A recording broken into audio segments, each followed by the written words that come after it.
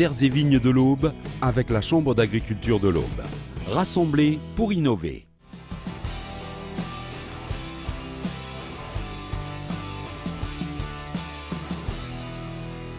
En Grand Est, les propriétaires forestiers ont fait un don de près de 1000 chênes pour la reconstruction de la charpente de Notre-Dame de Paris.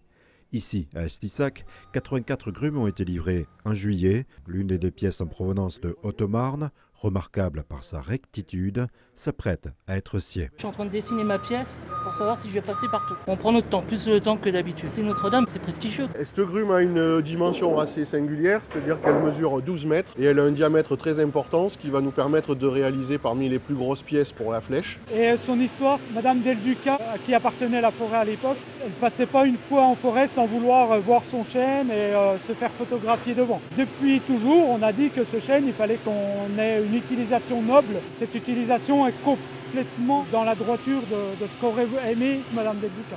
D'un diamètre de 93 cm, cette pièce est inadaptée pour la scierie traditionnelle. Âgé de plus de 200 ans, ce chêne révèle un peu de son histoire lors de sa première découpe. Je vérifie la qualité du bois. Justement, ce genre de nœuds noirs qui, je l'espère, vont disparaître au prochain débit.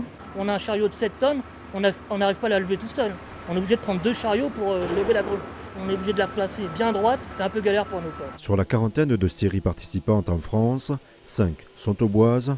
Les dernières grumes devraient être sciées d'ici décembre. Et les charpentes de Notre-Dame, les plus courtes, c'est du 3 mètres, mais les plus longues, c'est 12,50 mètres. Chaque scierie a pris les produits qu'il pouvait produire chez lui. Il y a une traçabilité ici avec une plaquette qui permet, dans le cadre de l'opération de mécénat, de savoir à partir des grumes qui ont été sélectionnées en forêt, qu'est-ce qu'elles sont devenues. Tout comme les propriétaires, ces scieries ont choisi de réaliser ces travaux sous forme de mécénat. On estimait que c'était le moment pour nous de participer à cet élan pour Notre-Dame de Paris. La forêt française est tout à fait capable de donner le bois, ça doit représenter 0,1% de la récolte annuelle. C'est une action de mécénat, mais on est fiers aussi de dire que notre chêne français sera scié en France, utilisé en France, et qui ne partira pas comme beaucoup d'autres chênes en Chine et qui reviendra transformé différemment. Quand on scie du bois, on va produire de la sciure, comme des plaquettes, qui eux vont permettre d'alimenter d'autres industries, comme le panneau, comme les chaufferies. Et aujourd'hui, si les scieries n'existent plus dans les territoires,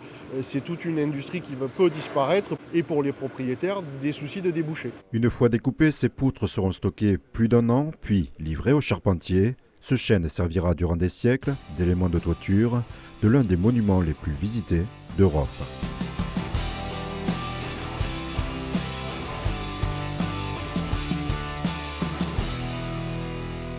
Terres et vignes de l'Aube avec la Chambre d'agriculture de l'Aube.